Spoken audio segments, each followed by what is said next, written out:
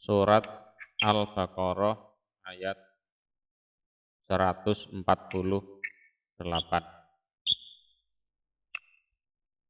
A'udzu billahi minasyaitonir rajim. Bismillahirrahmanirrahim.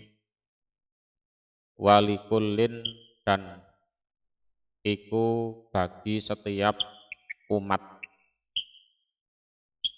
wijhatun utawi adepan. Adepan itu bahasa Jawa ini. Artinya ya kiblat. Artinya likulli ahli dinin kiblatun. Jadi setiap agama itu punya kiblatnya masing-masing.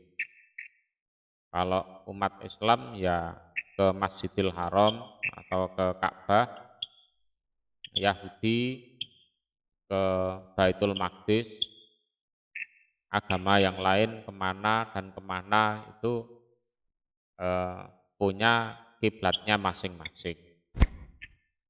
Jadi walikullin wijhatun bermakna kiblatun, artinya likulli ahli dinin kiblatun. Setiap orang yang punya agama itu punya kiblatnya masing-masing.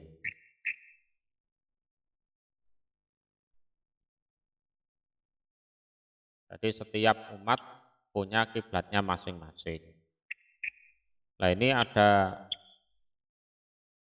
riwayat dari Ibnu Abbas. Qala al-Aufi an Ibni Abbas likullin walikullin wijhatun huwa muwalliha, yakni bidzalika ahlul adyan. Jadi dalam Ibnu Katsir, jadi setiap agama punya kiblatnya masing-masing. Wa qala Mujahid fir riwayatil ukhra walakin amara kula qaumin an yusallu ilal Ka'bah. Tapi pada akhirnya walaupun setiap agama itu punya kiblat masing-masing, pada akhirnya semua diperintahkan oleh Allah untuk menghadap ke Ka'bah. Itu sebagaimana semua agama diperintahkan untuk mengikuti agamanya Nabi Muhammad. Jadi memang dulunya itu setiap agama itu punya kiblatnya masing-masing. Tapi setelah diutusnya Nabi Muhammad, mereka diperintah untuk menghadap ke Ka'bah. Ya, seperti Nabi Muhammad. Mereka juga diperintah mengikuti agamanya Nabi Muhammad. Karena setiap agama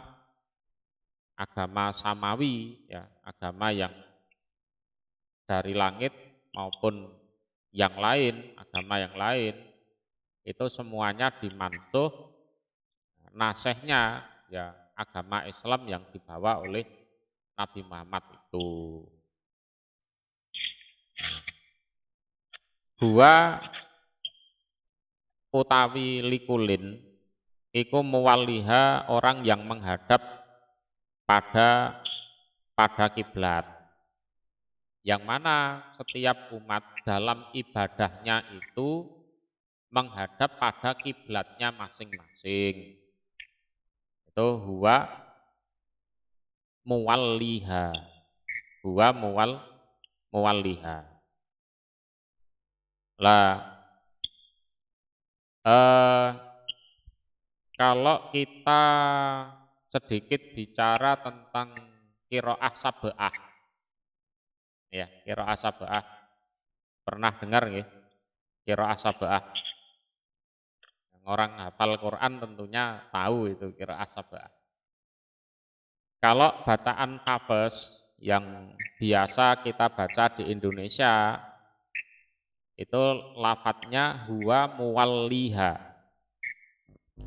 Tapi ada bacaan Ibnu Amir Itu lafadznya walikulli wijhatun huwa muwallaha. Nah, gitu, muwallaha. Huwa muwallaha. Beda lafadznya. Ya nanti mungkin suatu saat belajar qiraah sab'ah. Nah, itu mirip dengan surat Al-Maidah ayat 48. Ya, surat Al-Maidah ayat 48 yang bunyinya likullin ja'alna minkum sir'atan wa minhaja walau Allah la ja'alakum ummatan wahidah walakin liyabluwakum fima atakum fastabikul khairat. Gitu kan? Ilallahi marji'ukum jami'ah dan seterusnya. Nah, kalau dihubungkan dengan Al-Maidah ayat 48 yang mana di situ dijelaskan bahwa setiap umat itu kami jadikan sir'atan wa minhaja, cara ibadahnya masing-masing. Ya memang oleh Allah dibikin seperti itu. Jadi setiap agama itu cara ibadahnya beda-beda. Otomatis kiblatnya juga berbeda-beda. Sholatnya orang Islam dan orang Yahudi misalnya, ya beda cara sholatnya. Jumlah sholatnya juga beda. Ya kan? Kiblatnya juga beda. Lah memang oleh Allah dibikin seperti itu. Lah seandainya Allah menghendaki agama itu satu saja, ya bisa.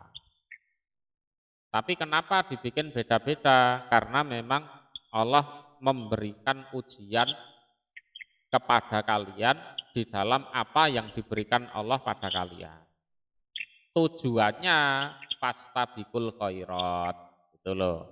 Ya silahkan kalian berlomba-lomba pada kebaikan. Ya, fastabikul khairat artinya badiru ila taat wa qabuliha. Jadi silahkan kalian bersegera untuk taat dan menerima ketaatan itu. Ya. Dan menerima ketaatan itu. Ya, ora usah kakean bantah. Ya, ora usah kakean bantah. Itu. Jadi fastabikul khairat, nah, silahkan kalian berlomba-lomba pada kebaikan. Sudah tidak perlu kakean bantah. Silahkan ditaati. Ainama takunu, dimanapun berada kalian. Dimanapun berada kalian, yakti mendatangkan bikum terhadap kalian sopo Allahu Allah jami'an secara keseluruhan, yaitu di hari kiamat. Jadi Allah mengumpulkan kalian di hari kiamat terus membalas seluruh amal ibadah kalian. Jadi dimanapun kalian berada, Allah pasti bisa mendatangkan kalian pada hari kiamat. Paribasane niku umpama wonge matine ning pesawat mbledos gosong dadi abu misalnya. Ya tetap saja di hari kiamat ya dibangkitkan. Jadi ainama takunu ya'ti bikumullahu jami'ah. Jadi dimanapun kalian berada, Allah pasti bisa mendatangkan kalian secara keseluruhan. Tidak ada yang bisa sembunyi di goa, sembunyi di mana, terus sembunyi di lorong bawah tanah, tidak bisa. Bahkan dalam suatu hadis itu ada seorang bapak yang semasa hidupnya itu merasa tidak punya amal baik. Begitu mau mati anak-anaknya itu dikumpulkan. Nak, bapak berpesan nanti kalau bapak mati, bapak dibakar sampai jadi abu, nanti abunya bapak ditabur ke laut. Itu saking takutnya sama Allah kan gitu kan. Merasa semasa hidup itu tidak pernah berbuat baik, karena saking takutnya Allah, takutnya kepada Allah, pesen sama anak-anaknya seperti itu. Nah, oleh anak-anaknya ya dituruti. Bapaknya ya dibakar betul, abunya ditabur ke laut. Ya, bagi Allah ya gampang, terus dibangkitkan lagi. Kenapa kok kamu sampai melakukan seperti itu? Wah, saya takut pada Engkau ya Allah. Nah, karena takutnya itu dia terselamatkan dari siksa. Jadi ainama takunu ya'ti bikumullahu jami'an itu gambarannya sampai seperti itu.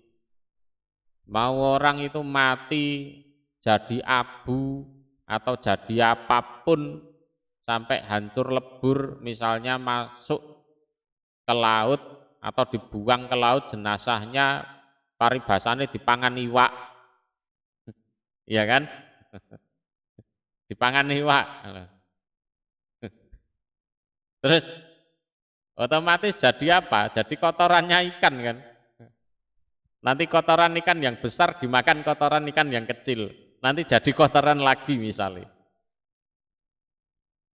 Itu asalnya ya bangkainya manusia, ya tetap saja dibangkitkan.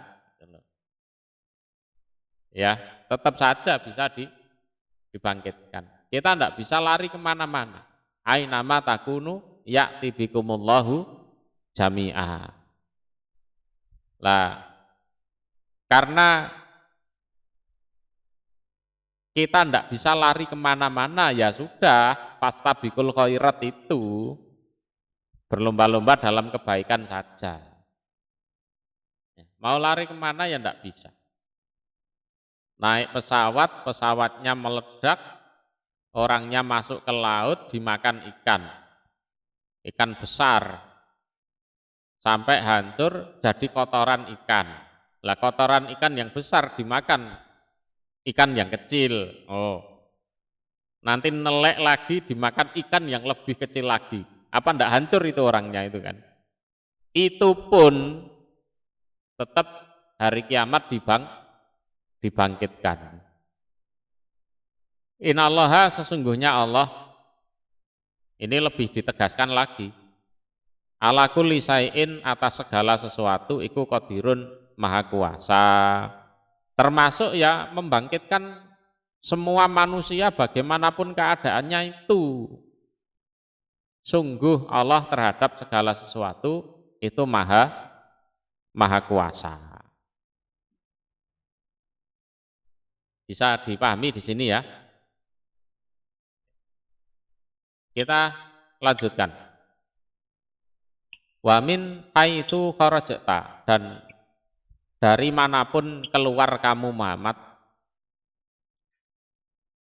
Keluar di sini dalam rangka bepergian. Ya. Fawali maka memalingkanlah atau menghadapkanlah engkau Muhammad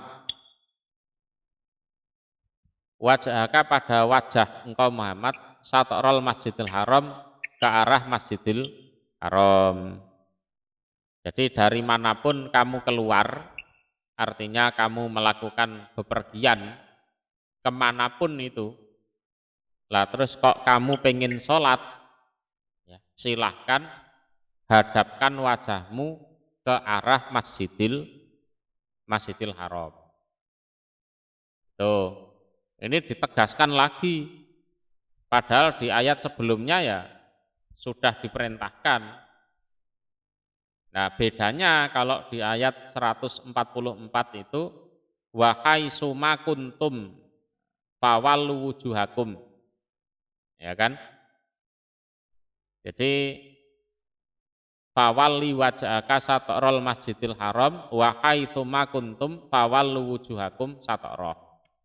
Nah, kalau ini wa min haitsu kharajta fawalli wajhaka satrul masjidil haram. Artinya entah kamu itu dalam keadaan ada di rumah, tidak keadaan safar, maupun keadaan safar atau bepergian, tetap kalau kamu sholat itu hadapkan wajahmu ke arah Masjidil Haram. Ya. Yes, diusahakan dicari arah kiblatnya itu dicari betul. Wa innahu dan sesungguhnya kelakuan tersebut menghadap ke Masjidil Haram iku lal haku niscaya hak benar min rabbika dari Tuhanmu Muhammad, dan itu memang benar dari Tuhanmu seperti itu ya, entah di rumah entah keadaan bepergian, kalau sholat hadapkan wajahmu ke arah Masjidil Haram. Sing bener ya ngono kuwi, sing sangka Gusti Allah ya ngono kuwi. Wama dan tidak ada Allahu utawi Allah iku bighafilin lale ama dari apapun tak malun yang mengerjakan kalian, dan Allah tidak lalai sedikit pun dari apa yang kalian kerjakan. Semuanya ada hitungannya, ada hisapannya. Ya. Jadi ayat ini menjelaskan bahwa sama saja baik di rumah ataupun safar, kiblatnya orang Islam itu ada di Masjidil Haram. Ya, ora enek bedane. Ya. Kita lanjutkan wahai tuma kharajta, dan dari manapun keluar engkau Muhammad, fawali maka menghadapkanlah engkau wajhaka pada wajah engkau satrul Masjidil Haram, lurus atau ke arah Masjidil Haram. Tuh, diulang lagi 2 kali. Ya memang biar tegas. Ya, biar tegas di situ. Ini yang diperintah Nabi Muhammad. Kemudian lanjutannya ayat wahai suma kuntum. Nah, kalau ini yang diperintah adalah kita. Wahai suma kuntum, dan dimanapun ada kalian. Nah, kalian di sini berarti umatnya Nabi Muhammad, pengikutnya Nabi Muhammad. Fawalu maka menghadapkanlah kalian wujuhakum pada wajah kalian satroh ke arah Masjidil Haram. Nah, Nabi Muhammad ya diperintah, umatnya juga diperintah. Ya, Nabi Muhammad diperintah, umatnya juga diperintah. Tujuannya apa? Li'alla yakuna, agar tidak ada linnasi bagi manusia di sini ada kalanya orang Yahudi, ada kalanya orang musyrik. Nah, nanti kita jelaskan satu-satu. Ya, kita jelaskan satu-satu nanti. Alaikum atas kalian opo hujah atau alasan atau pembantahan ila kecuali aladina orang-orang dolamu yang dolim mereka minhum dari kalangan mereka manusia Yahudi atau manusia musyrik.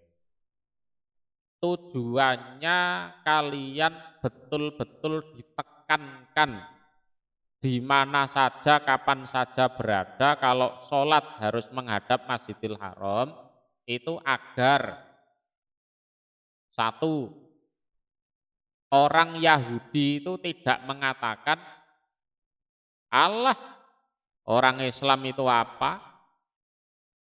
Agamanya menyelisih kami, tapi kiblatnya sama dengan kami, ke Baitul Maqdis. Ya kan? Buayanya itu loh menyelisih kami. Tapi kiblatnya niru-niru kami. Itu omongannya orang Yahudi. Yang kedua, kalau orang musyrik, mereka akan mengatakan gini, lah ya Muhammad itu katanya agamanya mengikuti agamanya Nabi Ibrahim, tapi nyatanya kiblatnya berbeda dengan Nabi Ibrahim. Ben wong-wong niku mboten kakean cangkem. Ngono lho. Jadi adanya Nabi Muhammad dan umat Islam ditegaskan untuk menghadap ke Masjidil Haram agar orang-orang itu tidak banyak mulut. Terutama orang Yahudi dan orang musyrik. Ya, terutama orang Yahudi, terutama orang. Kalau kiblat kita itu menghadap Baitul Maqdis misalnya, wah itu jadi perkara. Kita jadi bully-bulian oleh orang Yahudi. Lah ya, gayanya itu loh orang Islam itu menyelisih agama kami. Nah, tapi kiblatnya niru-niru kami. Gitu. Ya kan? Atau kita bisa dibully oleh orang musyrik. Lah ya, Islam yang dibawa Muhammad itu loh. Katanya mengikuti agamanya Nabi Ibrahim. Nah, tapi kiblatnya kok beda dengan Nabi Ibrahim. Nabi Ibrahim itu menghadap ke Masjidil Haram kok. Ya kan? Sementara agamanya Muhammad menghadap ke tempat lain. Nah, jadi tujuannya memang untuk membungkam mulutnya orang-orang Yahudi maupun orang-orang musyrik. Kecuali adalah orang-orang yang dolim di antara mereka. Ya, walaupun sudah ditunjukkan dalilnya, tapi kalau dasarnya dolim, ya tetap ngelek-elek ngono ae. Gitu loh. Ilal ladzina dzalamu minhum bil inadi fa innahum yaquluna ma tahawwala ilaiha illa mailan ila dini abaih. Ya.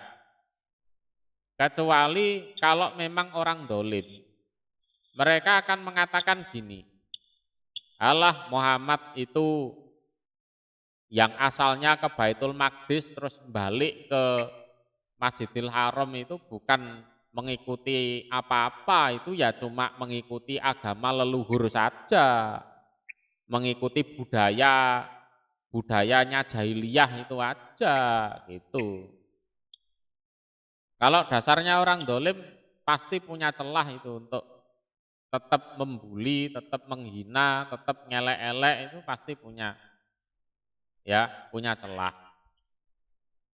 Ya. Jadi kita diperintah untuk menghadap ke Masjidil Haram itu agar kita tidak dicaci maki, dibuli oleh orang Yahudi maupun orang musyrik. Pol-polnya dibuli ya oleh orang dolim itu. Ya sing ngomongnya ngawur ngono kuwi. Ya. Lah terus solusinya fala tahsauhum. Lanjutannya ini. Maka jangan takut kalian pada mereka. Ya. Sekalian ndak usah takut sama omongannya orang-orang dolim itu. Ngomongnya ngawur, ora usah dipikir.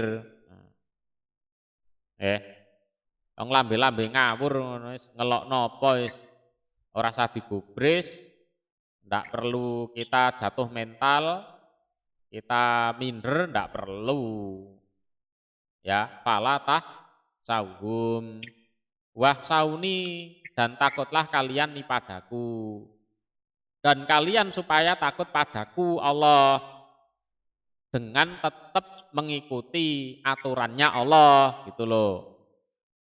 Buah gak ngurus lambene wong iki kaya apa terserah, sing penting kita mengikuti aturannya Allah. Dah selesai. Jadi fala tahsauhum bah sauni, termasuk dalam masalah kiblat itu. Itu ya. Jadi tujuannya pertama adalah agar kita tidak dibuli ya oleh orang musyrik, oleh orang Yahudi. Yang kedua ini wali utim manikmati alaikum. Wali utimah dan agar menyempurnakan kami Allah atau aku Allah nikmati pada nikmatku alaikum atas kalian. Jadi adanya kalian diperintah menghadap Masjidil Haram karena memang Allah ingin menyempurnakan nikmatnya atas kita. Itu yang kedua. Ya, pengen menyempurnakan nikmatnya atas kita. Artinya agama Islam itu kan dijelaskan sedikit demi sedikit.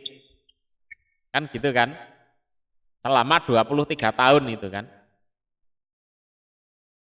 Dan waktu terus berjalan dan agama harus disempurnakan. Nah, salah satunya ya ditegaskan menghadap ke Masjidil Haram itu. Nih, wali utim manikmati alaikum. Yang ketiga, wala allakum tahtadun. Itu yang ketiga. Wala alakum dan agar kalian itu tahtadun memperoleh petunjuk kalian. Tujuannya memang Allah pengen menunjukkan iki lho, agama sing bener ngene iki. Ya. Iki lho, agama sing bener ngene iki. Jadi petunjuk kepada kebenaran. Jadi tahtadul ilal haq. Ya.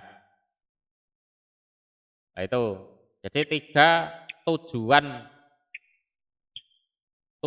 pokok ya, tujuan pokok kita diperintah menghadap kiblat. 1 adalah agar kita tidak perlu didebat, dibuli oleh orang Yahudi maupun orang musyrik. Umpama ada perdebatan ya dari orang dolim, itu saja.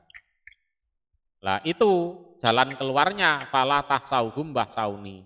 Wes lambene wong-wong aja digubris. Sing penting kowe taat ning aku. Nah, gitu. Yang kedua, aku pengen menyempurnakan nikmatku atas kalian. Itu memang agama harus sempurna itu. Ya.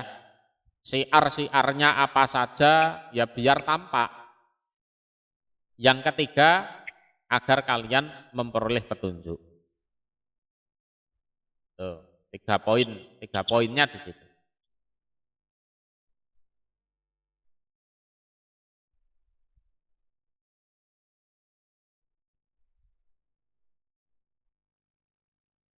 Kama arsalna, sebagaimana telah mengutus kami Allah fikum di kalangan kalian. Jadi sebagaimana kami telah mengutus ya. Kami Allah telah mengutus fikum di dalam kalangan kalian rasulan pada seorang rasul minkum yang dari golongan kalian sendiri. Lah, dulu kalian itu kan bodoh. Maka eranya itu disebut era jahiliyah. Ya kan? Dulu itu kalian itu bodoh. Terus Allah itu pengen memberi nikmat pada kalian dengan cara Allah mengutus seorang rasul. Ya kaya ngono kuwi. Dulu kalian itu bodoh jahiliyah. Ya kan? Tapi kan badannya sehat, ya tidak gila, rezeki ya lancar, ya tetap hidup kan gitu. Itu kan nikmatnya Allah. Lah Allah pengen menyempurnakan nikmatnya pada kalian dengan cara mengutus seorang Rasul. Itu kan penyempurnaan nikmat. Jadi di dunia itu seandainya kita sehat, waras, rezeki lancar, ya kan, ya uang banyak, itu nikmat. Tapi itu belum sempurna kalau kita tidak mengikuti Rasul. Sama agama Islam itu belum lengkap, belum sempurna kalau umatnya tidak menghadap ke Masjidil Haram.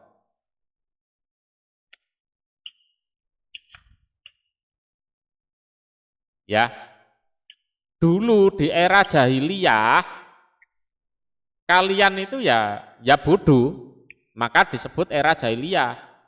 Tapi di situ kan kalian bisa makan, bisa minum, ya sehat, waras, aman kan gitu kan.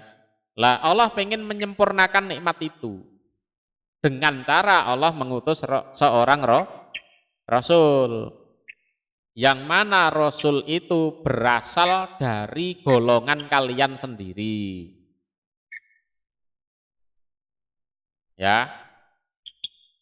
Ya masih keluarga kalian, bahasanya sama dengan kalian, kulit-kulitannya juga sama dengan kalian.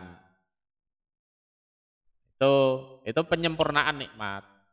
Yang mana yatlu membacakan sapa Rasul alaikum atas kalian ayatina pada ayat-ayat kami Allah. Nah ini tugasnya Rasul di sini. Pada saat Rasul itu terutus pada kalian, pertama Rasul tersebut membacakan ayat-ayat kami. Ya memang Qur'annya dibaca.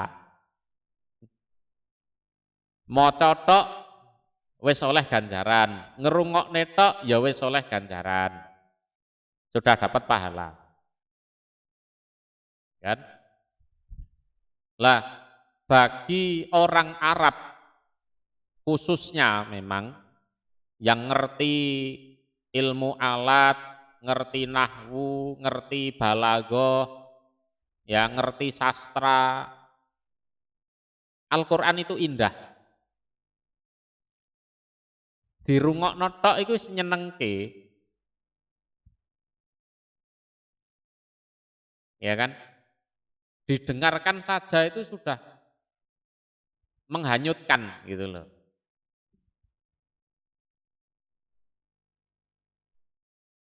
Ya.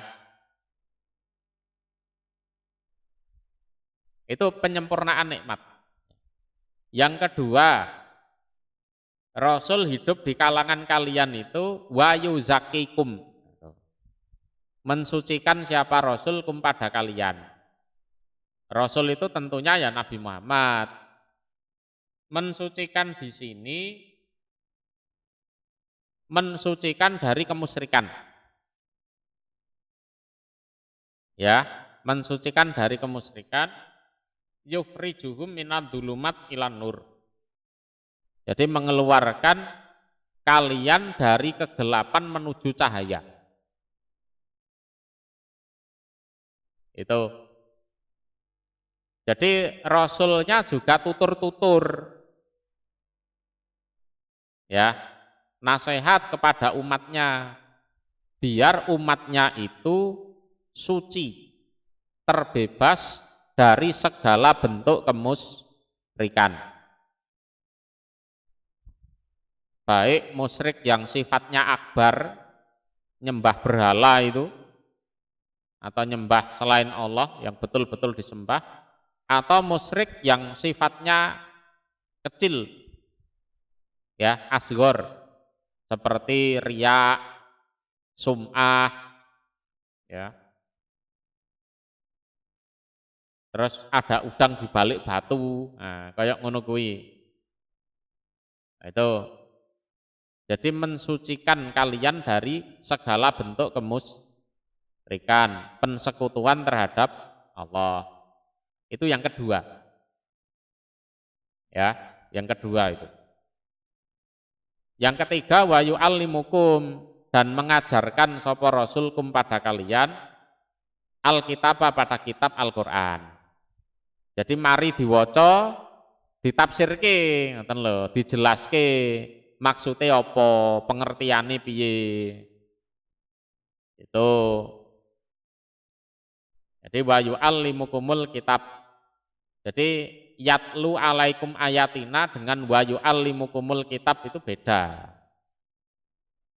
Ya, kalau yatlu alaikum itu sifatnya tilawah. Kalau wa yu'allimukumul kitab itu ya memang ayatnya dijelaskan oleh Rasul tersebut, oleh Nabi Muhammad. Ini pengertiannya begini, begini, begini. Pertama mengajarkan Al-Quran, yang kedua wal hikmata, dan mengajarkan hikmah. Hikmah ini adalah hukum-hukum yang ada di Quran itu dicontohkan oleh Rasulullah. Ya. Jadi hukum-hukum yang ada di Al-Quran, aturan-aturan, perintah-perintah, larangan-larangan yang ada di Quran, lah itu dicontohkan oleh Rasulullah.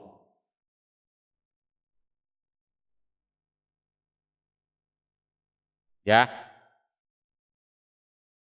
misalnya di Quran itu ada wa aqimus shalah wa atuz zakah, tegakkanlah sholat, datangkanlah zakat, kan gitu.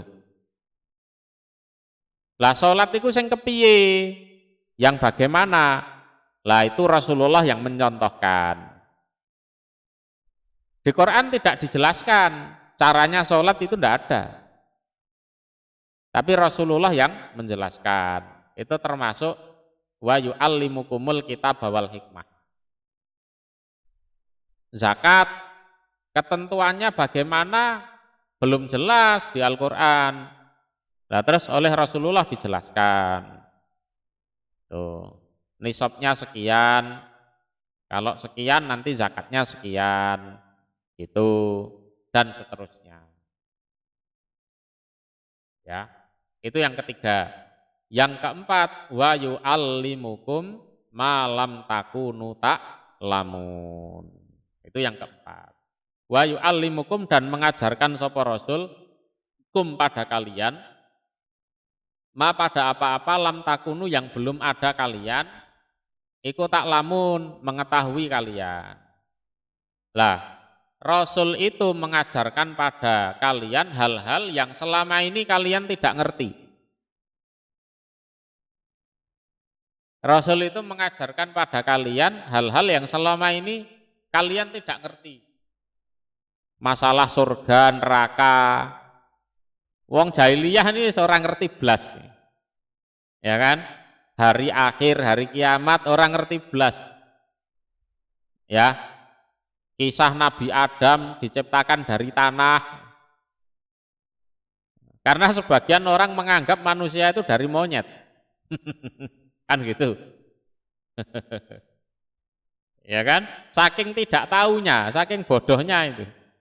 Cerita nabi-nabi zaman dulu.